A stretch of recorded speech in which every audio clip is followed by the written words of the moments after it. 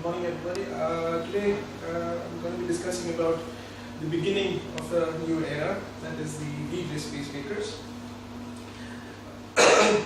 Going back a little about the historical background of pacemakers. In 1932, the first external cardiac pacemaker system was developed by Dr. Albert Hyman. In 1958, the first complete epicardial pacemaking system by Roon and Setting, and in 1968, the first transvenous temporary pacemaking lead, the same year by December and Furman. This is approximately how it used to look before. This was the epicardial system, and the battery along with it used to be connected. Milestones in cardiac pacing, if we see closely, the first of which used to be an external pacemaker. This was the first implantable pacemaker in 1960s. The rate responsive pacemakers which arrived then lately in 2011, the MRI compatible pacemakers as we know it, and something which looks like this by St. Jude. And lastly, we have the intracardiac pacemakers, of which we are discussing today. So, the pacemakers, the predecessing pacemakers existing were reliable, but there were certain drawbacks, as we can see. An accumulated incidence complications in 6 months, a study which was conducted in almost 6,000 patients, where all complications included up to 562, any major complications included up to 329, and minor complications leading up to 250. Major complications included procedures which required reintervention, infection that is local or systemic or endocarditis, pneumothorax requiring drainage, cardiac perforation, and pocket reversion because of pain, generator lead interface problem with reintervention, hematoma requiring reintervention, and others. Also, the largest of which was lead-related reintervention, that was an incidence of almost 10%, where 143 patients required reintervention due to lead replacements. Infections occurred in 27 patients, pneumothorax occurred in 51 patients, cardiac perforations occurred in 38 patients, and lead generator interface problems with reintervention occurred around in 7 patients. Minor complications like local hematomas included 138 patients.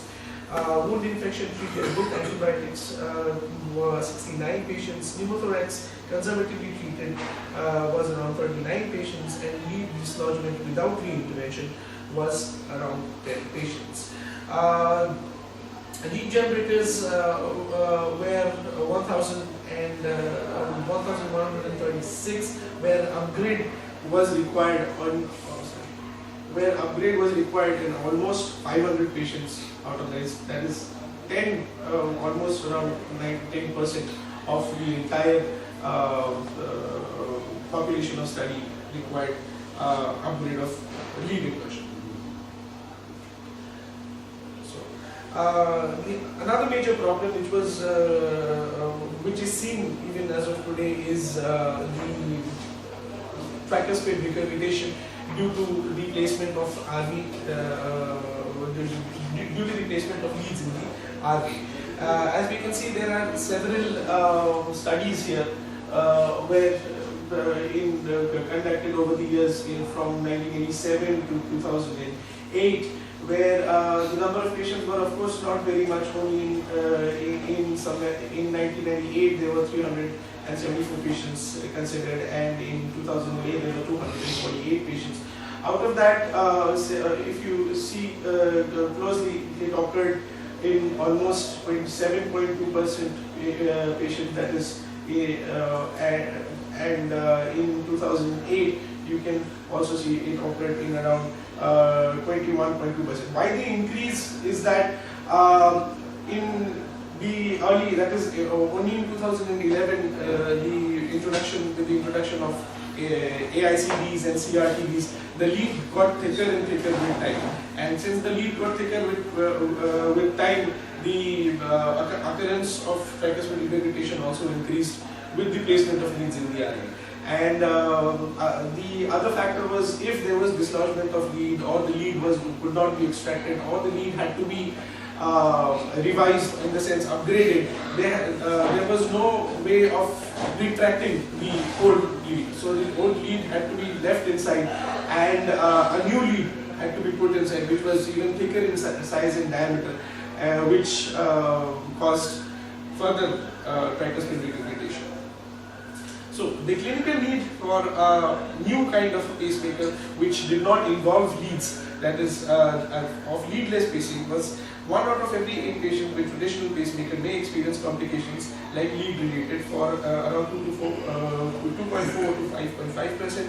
Pocket-related complications, in the sense infections or displacements or dislodgement of the pacemaker itself, was 0.4 to 4.8%.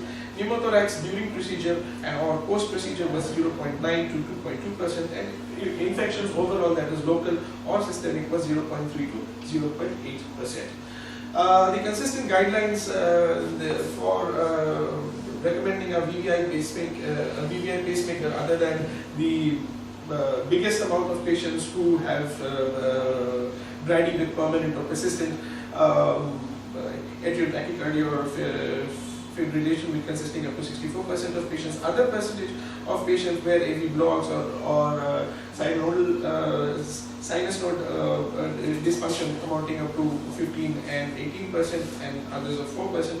The reason for selecting VVI in these patients were infrequent pacing expected. That is, the pacing was not the pacing required was not constant. Patients were not totally dependent on the pacemaker.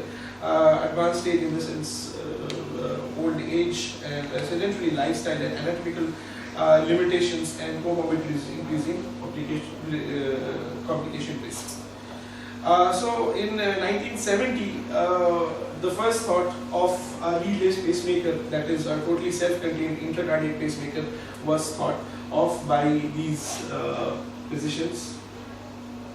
And as we can see, they were also quite the size as we have today, but the only problem was they tried to bar it. I mean, it was nuclear barred, and definitely complications of heat, explosion, and its safety was not so much guaranteed, in the sense.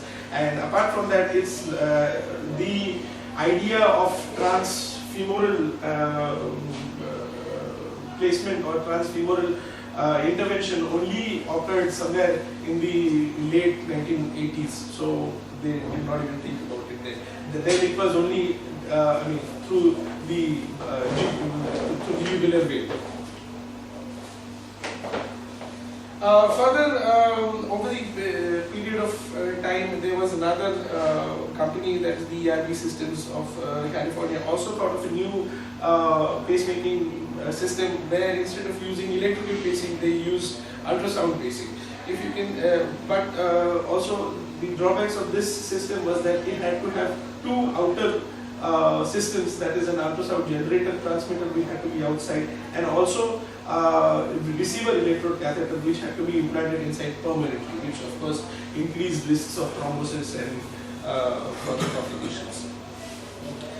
So ultimately, leading to the invention of the leadless systems for right ventricle pacing as of today, the two devices that are available today are of two companies, that is the St. Jude Medical and the Medtronic. The St. Jude Medical called their leadless pacemaker as NanoStim, and the Medtronic called them as the Micra. So the NanoStim was available in 2012. It is a VVI, that is a single chambered pacemaker, and it has a helix, screw-in helix, as we can see. It looks something like this, and it is almost the size. It is, smaller than the size of an A battery, a small pencil battery. The Medtronic Micra was available in 2013, also a self-sustained single-chambered pacemaker, and the active fixation consists of a self-expanding nipple on lines. It is of the size of a coin, that is almost a 5 rupee coin kind of a size. So the specifications of these systems are in volume. The size of the micra is considerably smaller than that of the nanostim. Weight is almost the same. The length of the nanostim is larger than that of the micra, which is the nanostim is of around 41.4 millimeters, where the micra is just 25.9. The impression, although the only advantage that the nanostim has as of the micra is that the introducing size of the pacemaker transluminally, the nanostim requires just 18 French, where the micra requires 23 French. So both have active fixations. That is, in the case of nanostim, they have screw-in helix, whereas the micra has a self-expanding little on time. Both have the options of VVI and VVIR. The rate response, the nanostim responds to temperature, whereas the micra responds to accelerometry. Energy supply both have integrated battery within them. The battery of the nanostim is a little lighter compared to that of the lithium silver vanadium battery of the micra, but definitely the performance of the battery of the micra is way better than that of the nanostim. The nanostim expects around 9, actually not even 9.8, somewhere around 8 years as seen of today, and the micra expected was 10, but patients have shown to perform with it for over 12 years now. Coming down to the implantation process of the nanostim, so this is where first and foremost, if this is a right transverse femoral approach where the 6 sheet with the 6 venogram is taken, then through the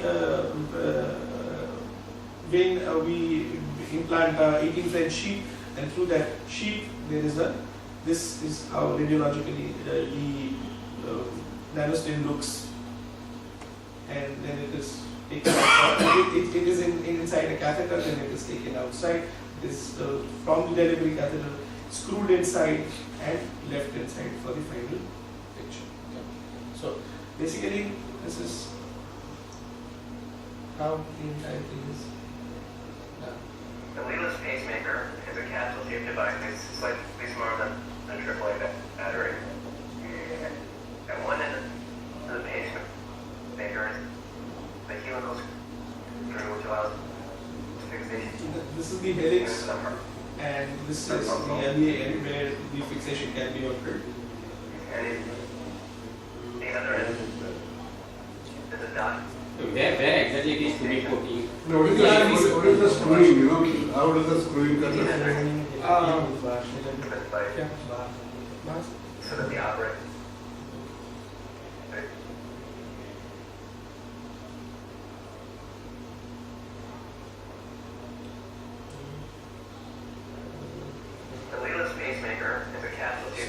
Slightly smaller than a AAA battery. So this is the size of the nanostim. This is the screw in, which screws inside the heart muscle. And this is the retracting system. Pacemakers place through a guiding sheath which goes through a vein in the leg. The guiding sheath then is subsequently advanced. The system is inside. Into the The heart. stimulator is inside already. The guiding sheath is then So flexed through the into the RV. right ventricle. Into the RV.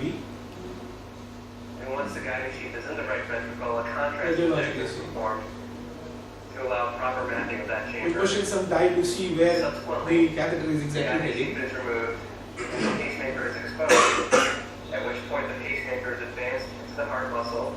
And screws inside. There is a mechanism The outside operator where then it screws. performs an active fixation screw-in mechanism, which allows fixation of the leadless pacemaker into the heart muscle wall. Once secure, The guiding sheath is then removed and a This tethering is the device only connection that it is has, then detached, allowing fixation of that leadless pacemaker into the heart and muscle left wall. there itself.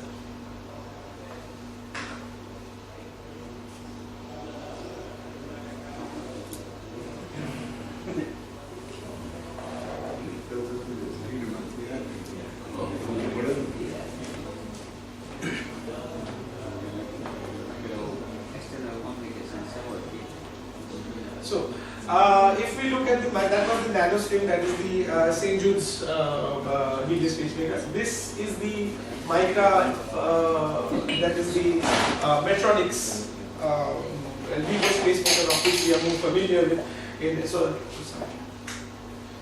This is the delivery system, which is in the catheter.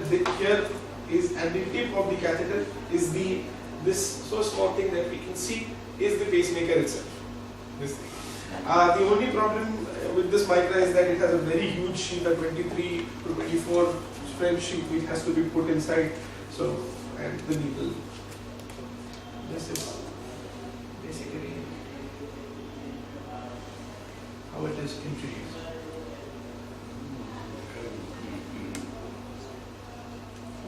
So this is the system,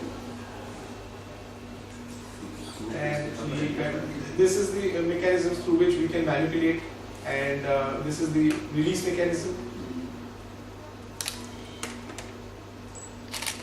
So also through a transvenous approach. The only limitation definitely being, like I said, was the was the introducer that has to be introduced, a 23 to 24 French sheath, which has to be introduced and which comes right up to the right auricle. So this entire huge sheath is put inside the main. It is taken out, and the entire system is introduced inside the introducer. And through the introducer, it is directed inside the RV, and is through this with the manipulation of this particular thing. Then the dye is pushed in, as we can see. Then the catheter is inside the RV, and then when we are sure, slowly push it with this particular mechanism, push it back, and the pacemaker comes outside. As the pacemaker comes outside, this is ultraviolet RV. This is how the pacemaker is being introduced inside, and it knits inside like this. Then a push and pull is done so to see the active fixation, that's so that it doesn't come off. And then when we are sure of it, through this mechanism, and the interrogation is done as of any other pacemaker. Basically, when we are absolutely sure that it is in the right place and pacing well, the fixation is cut and the wire is removed. And the pacemaker remains.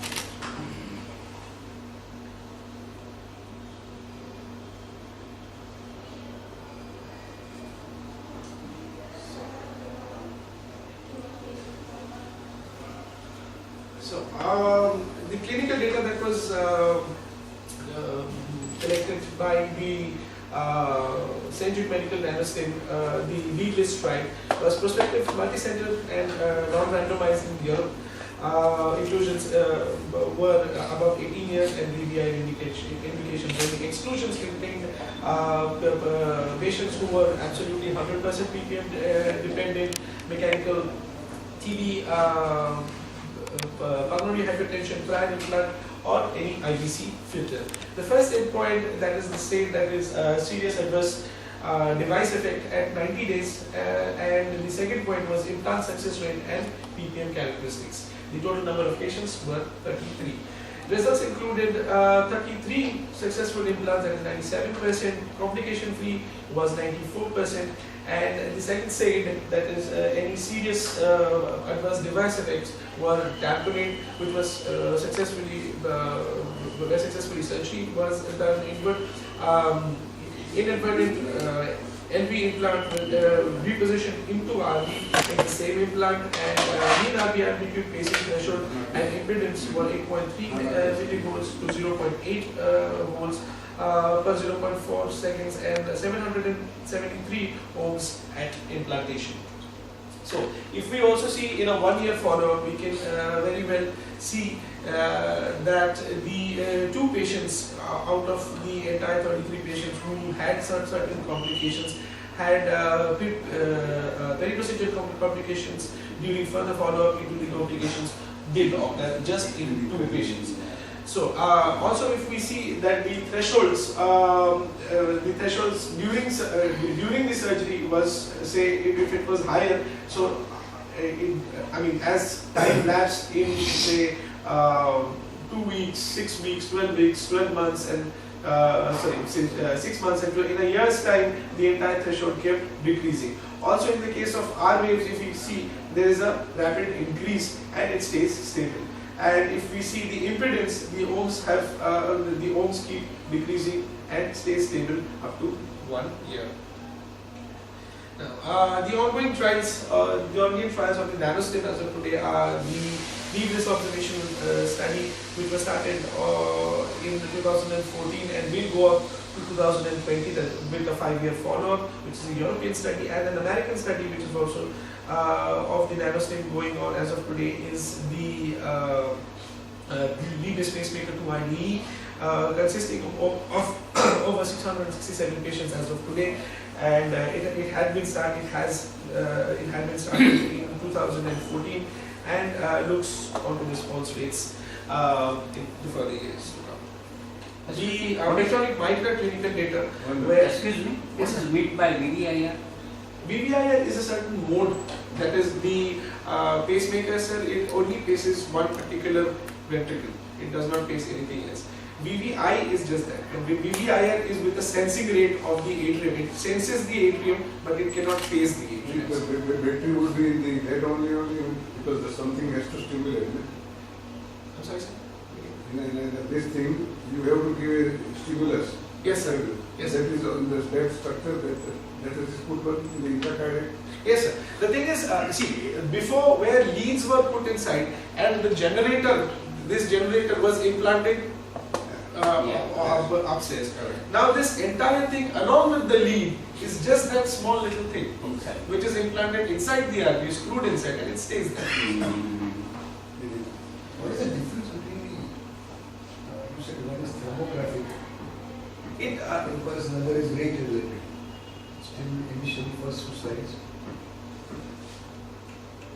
This one of the You mean the difference? the micra is sir, this is the way they sense temperature and Excel. This is the What does it sense the temperature and Excel? See, yes, sir. There is difference in temperature when, for example, there is when every synapses cell, when there is like from one neuron to the other, when there is a transmission of electrical impulse, there is certain amount of heat created. So it senses that heat and generates impulse, stimuli inside. Whereas the micra, it senses the speed, sir, and not the heart rate. Yeah, no, it senses the speed of the impulse that the heart itself has. How do you know which way is better, or how does it? Yes, they are different devices, but definitely better in the sense they just have different forms of like action, should I say? They just sense different things, and better or obviously, sir. I mean, accelerometer in the sense to calculate speed is easier than to calculate temperature. For example, temperature definitely to a certain extent in that. Because most of the past pacemakers were Excel driven. Yes. So the first one just can't be temperature. Not really, sir. Before this also, I mean, St. Jude does have research.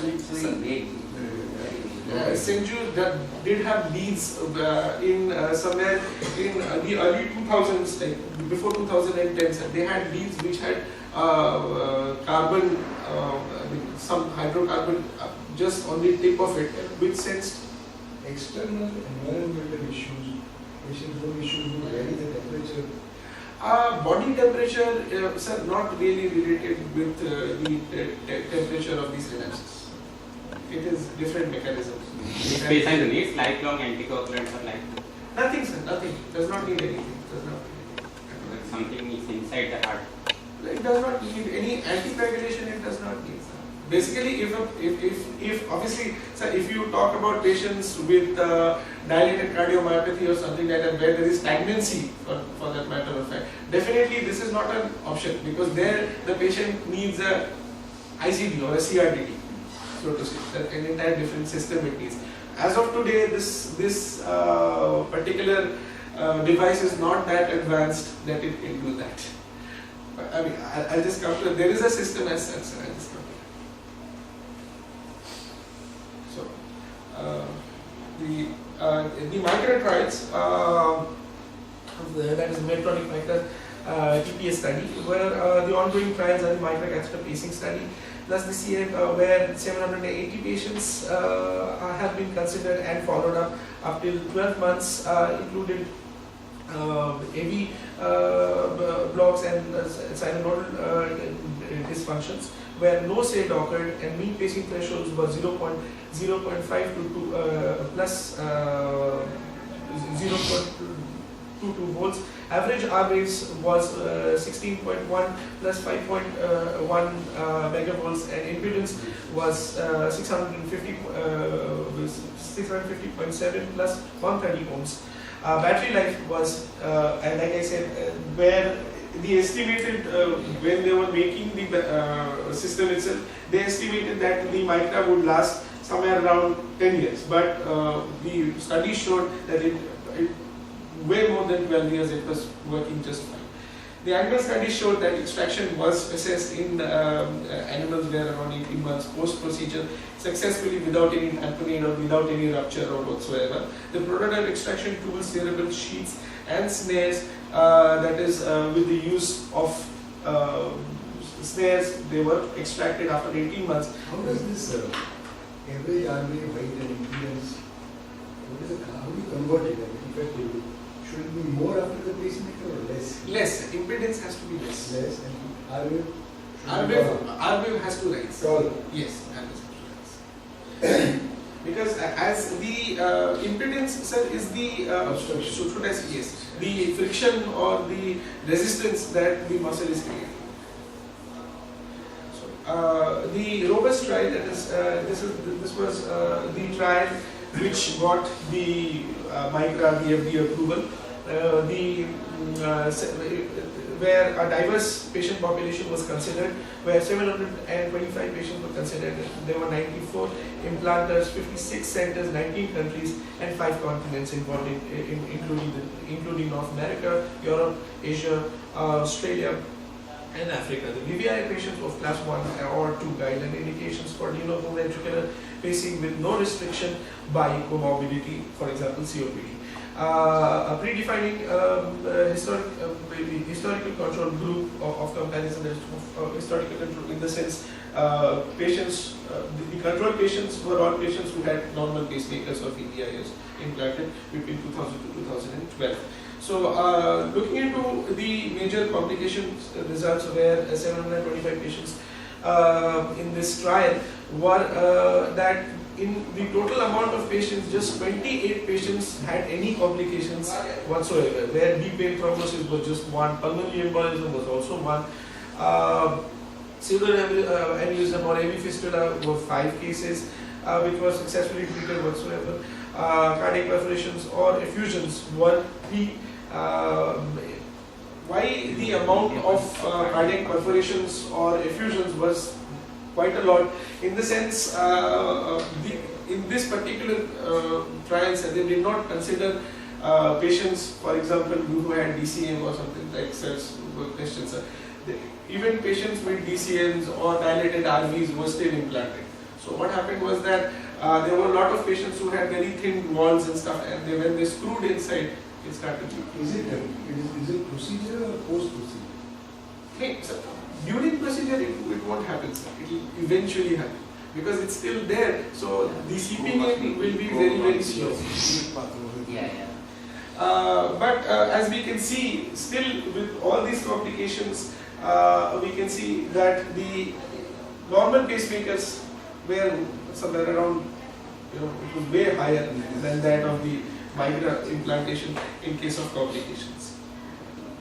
So the peri-procedural complications of the leadless pacemakers in total and 30 total related adverse cases were transient ventricular blocks, that is consideration of dysarrhythmias like transient AV blocks, right one, the RBPB, BT, VF, and events at device pacemaker at device placement site for pericardial effusion without apnea, acute myocardial infarction, pericarditis, non-cardiac chest pain, angina pectoris.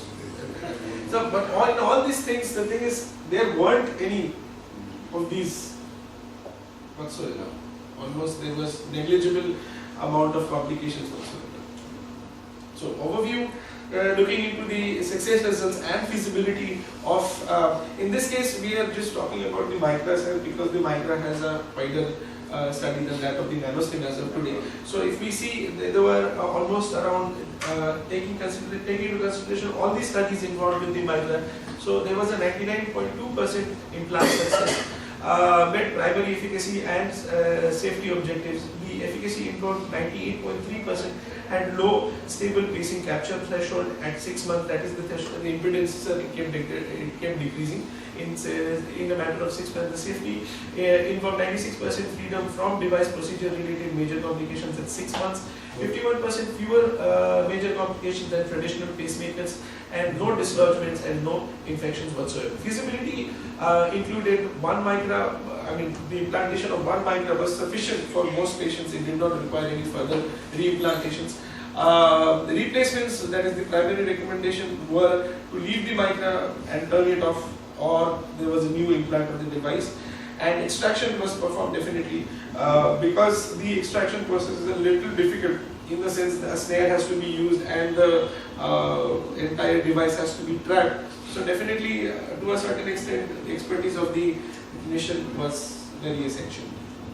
So like I was saying, this is the extraction process where we can see that once implanted, once it is implanted, for example, there has to be a snare which has to, this loop has to catch this part of this and then pull it inside.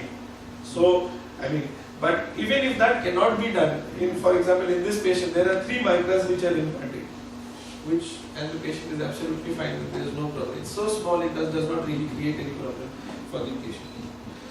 So, answering your questions about the CRTDs, there was a system actually which was being developed, but as of today it is not going on, but it was due to some reasons, I'm not so sure why, but the ERB systems itself, there was a wise CRT study where non-randomized safety performance of 1 to 6 months efficacy was seen in 17 patients, only able to implant in 13 patients, but the study was terminated, like I said, and biventricular pacing documented in 83% and clinical efficacy up to 92%. So this is what the CRT, there's also same kind of a thing. There's also just a very small kind of a thing where there is the requirement of a external device, of course, but the in case of we need not put that heavy lead inside, and an pericardial, an epicardial lead once more through the sinus to resynchronize the entire myocardials. I'll just show you how it works. Basically, this is how it should work. In healthy hearts, electrical impulses signal the left and right ventricles to beat in a synchronized manner. In some patients with heart failure, electrical signals are disrupted, enlarging the left ventricle and causing the ventricles to be unsynchronized, making the heart less efficient. Cardiac resynchronization therapy, or CRT, is intended to resynchronize the left and right ventricles to improve the heart's efficiency. What In a about the CRT atrial procedure, a I'm sorry, sir? Atrial load, so atrial lead, because you are only the ventricular lead, what is the atrium? You're talking about the micro or the nano? Yeah. No, sir, as of today, like I was saying, sir, they have two options, that is, one is of a VDI and one is of a VDIR. The VDI, sir, it can only pace and sense the RE. It has no connection with the RA. But the VDIR can sense the RA, but it will pace only the RA. Maker is implanted under the skin. Wires, referred to as leads, are typically placed inside the right It's a normal CRT. and a third lead is placed But in the vein normal, on the I mean, outside the of CRT the also needs a, leads for a carry electrical resynchronizing. pulses to For a resynchronizing, it needs another wire through the coronary sinus and onto the LV. synchronize the heartbeat. Pacing from the outside of the heart is called epicardial stimulation. In some patients, due to its epicardial placement, the lead on the left ventricle does not adequately synchronize the heartbeat, and patients don't realize the full benefit of CRT. To overcome this problem, EBR Systems has developed an innovative wireless technology that delivers pacing stimulation to a customized location inside the left ventricle. Pacing from the inside of the heart is called endocardial stimulation. The WISE CRT system uses an ultrasound transmitter and battery that are placed underneath the skin in the chest area. Using standard catheter techniques, multiple locations inside the left ventricle are assessed to determine the site that provides the optimal electrical pattern. The catheter then implants a tiny receiver electrode that is about the size of a grain of rice. Now see, sir, this thing, whatever, I mean, the nanostem and the micra, they are considerably bigger than this. This is extremely small. This is hardly around a centimeter and a half in length. A built-in anchoring system secures the electrode in place until the body's natural healing response completely encapsulates it within 30 to 45 days.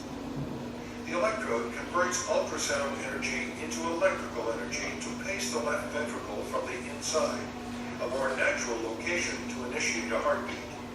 The WISE CRT system enables pacing stimulation at a customized location inside the left ventricle, which offers new hope for the many patients who are unresponsive to conventional CRT.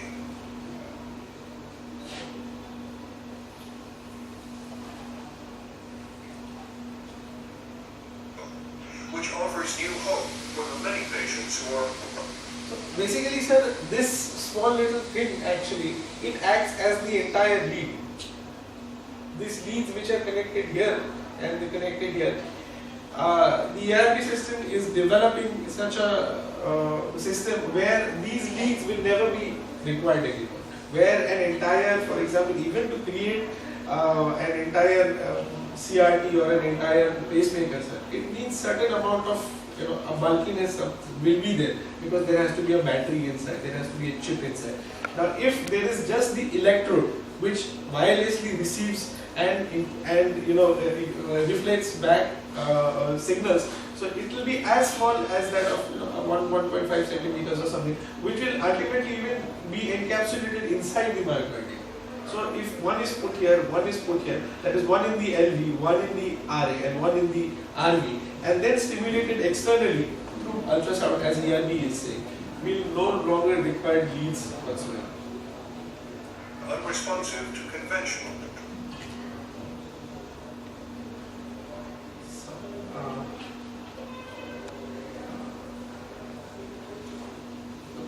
Basically, if it was implanted, then it would look something like this. The CRT which is here and a small little, this is as big as it looks.